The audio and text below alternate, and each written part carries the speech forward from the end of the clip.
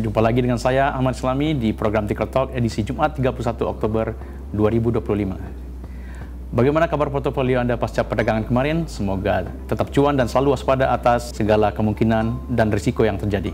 Sobat investor, indeks harga saham gabungan IHSG kembali menguat 2 hari berturut-turut pada perdagangan kemarin, setelah sempat sebelumnya terkoreksi 2 hari beruntun pula. Indeks pada penutupan bursa Kamis 30 Oktober 2025 parkir di level 8.184,06, terangkat sebesar 17,84 poin atau naik 0,22%.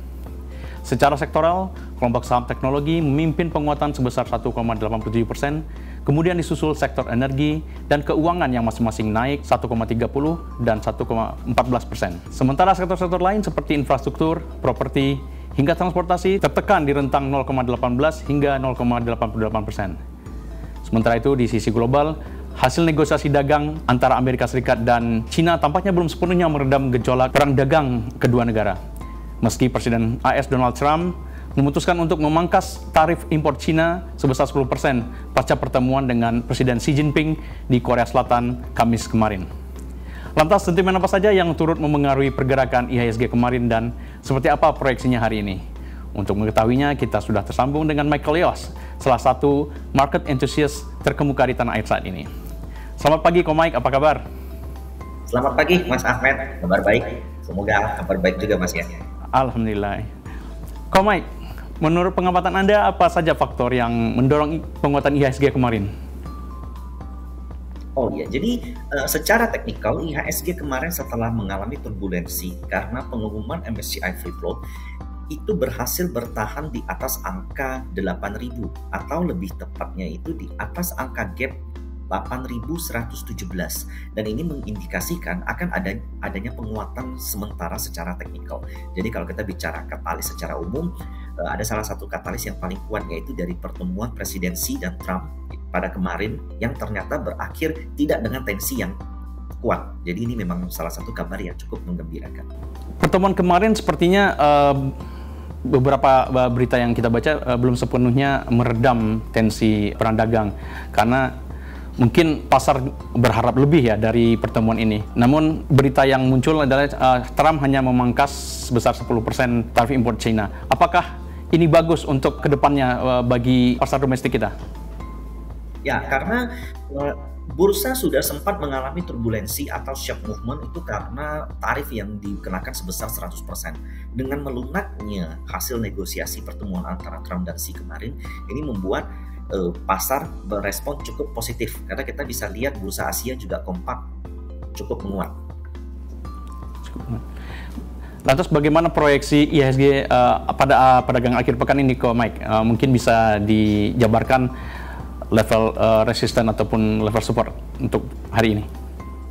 Oke, secara teknikal kita sudah berhasil menguji angka 8.000 sebesar 3 kali. Dan itu artinya akan ada potensi penguatan untuk IHSG kembali menuju ke all-time high. Cuman ada beberapa level yang perlu diperhatikan. Yang pertama itu adalah titik resisten di angka 8.231. Jika IHSG mampu melewati angka 8.231 ini, maka akan membuka peluang IHSG untuk menuju all-time high kembali. Jadi saya proyeksikan 8.231. Baik, Ko Mike, pekan depan kita akan memasuki bulan baru. Bagaimana Anda memproyeksikan pasar sebulan ke depan? Akankah menggembirakan atau akan menjadi November rain? Karena sentimen global seperti perang dagang belum sepenuhnya mereda. Oke, sayangnya kalau kita perhatikan data selama 15 tahun ke belakang, setiap di bulan November itu condong terjadi 80% pergerakan yang merah. Biasanya ada yang memberikan teori seperti bahwa sebelum terjadi rebalancing di bulan Desember, biasa November itu banyak aksi taking profit.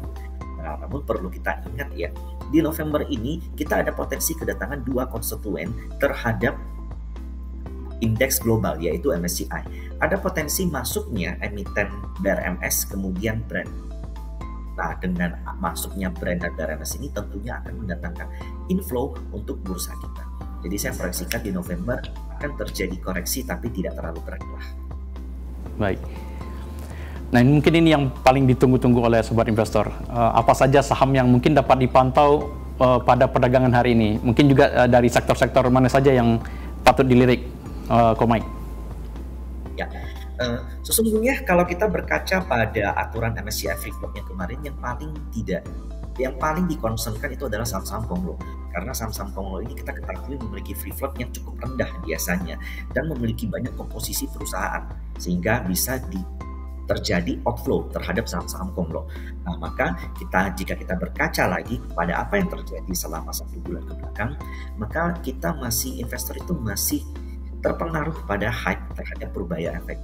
Jadi dengan kebijakan-kebijakan yang dikeluarkan oleh Pak Purbaya yang secara langsung itu memberikan stimulus terhadap daya beli di dalam negeri.